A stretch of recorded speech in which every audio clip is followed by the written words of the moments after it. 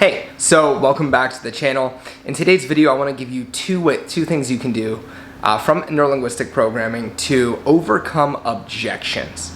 So this could be in a sales context, it could be in a leadership context, it could be in a negotiation, anything and anywhere. There are two techniques I'm going to share with you. They're both incredibly powerful, and they're not mine. I'm going to give you the credit to where I got them from, so you can learn from those teachers as well. And I also want to invite you to my NLP practice group, where we practice not only how to become more persuasive, but we also practice mindset so that you can be the person that you want to be. Just click the link below and there'll be an application. You have to be approved to be able to join the practice group.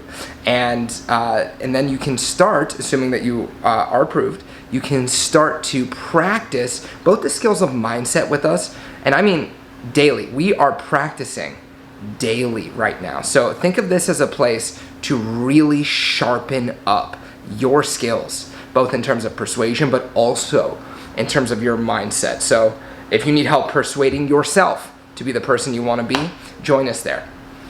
So the two keys to persuading more effectively. Okay, the two keys to overcoming objections that I want to share with you. The first is a language pattern. And this is one thing that I want you to start practicing and start using in an influence context to make yourself much more effective. And the reason why this works is because it's process-oriented language. Most times, people will try to argue with an objection, but rather than trying to meet somebody logically and win a logical argument, neurolinguistic programming is really about how are we thinking, the processes of how we're thinking. So this language pattern is one in which you're actually going to change the process of how they're thinking. So the client gives you an objection, and whenever they start to do that, you first of all are going to create an agreement frame. And you're going to say, okay, I understand that. That totally makes sense to me. Now, Mr. Customer, I'm wondering if you stop, just for a second, stop, and see it in a different perspective. So key in on those few words right there. First, we set an agreement frame, so we're not fighting them. And then you say, stop, and see it in a new perspective. Now, assuming you have rapport, and you've been leading the conversation, and if you've been working on your influence skills like we do inside the practice group, you're going to have positive anchors set up.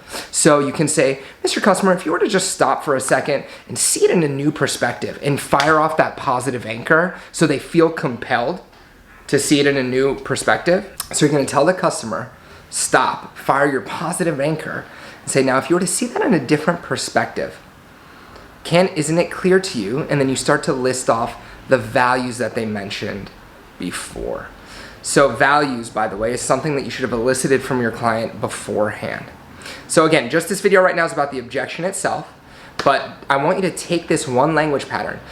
You know, if you could just stop for a second and see this in a new perspective. When you do that, isn't it true, Mr. Customer?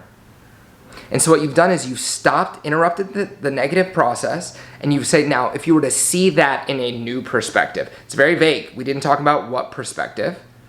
And by staying vague like that, the customer can fill in the blank about how they can do it, especially if you fire off a positive anchor. They'll find a perspective that makes them feel good about doing the thing that you want them to, right? So, Mr. Customer, I understand that, but if you stop and see this in a new perspective, can't you see how this is actually really the most affordable option for you? Boom. And you have that anchor, you have that language pattern, boom, boom, boom. Now, they've stopped the objection process and they're thinking about the product or service with a positive state or emotion. The second technique for overcoming objections, as if that wasn't powerful enough, is what I got, that language pattern I got from Paul Ross. He's a brilliant linguist. He's been teaching neurolinguistic programming for influence for, forever. I highly recommend studying him. This next pattern is I got from Tom and Kim Vizzini, I think I'm pronouncing that right, of Essential Skills, and it's called the Objection Destroyer. So let's say that your customer gives you an objection, okay? What we're gonna do is we're going to make their objection real.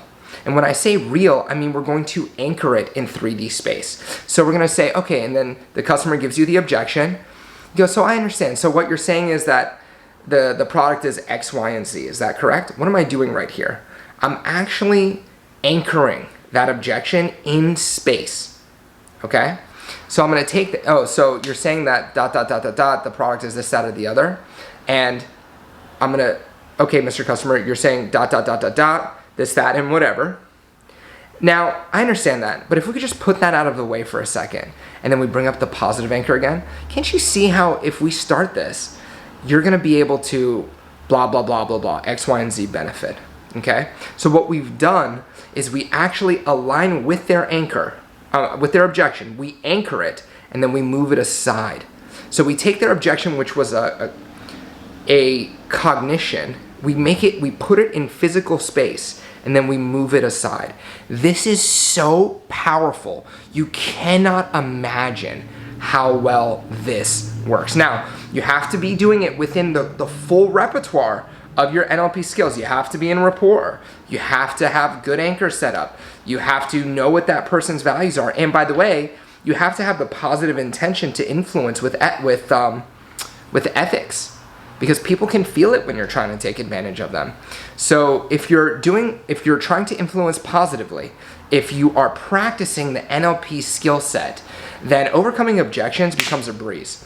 I totally get it. I understand that, you guys don't have a ton of cash right now, but if we could just take that, put it aside for a second. Isn't it true that when you start this with me, you're gonna be saving so much more money? Boom, boom, boom, boom, okay? So, if you want to master these skills, it's one thing to go to a training, and I've been to tons of them, but I wasn't actually a skilled coach until I started practicing. I wasn't able to actually transform clients in one coaching session until I started practicing.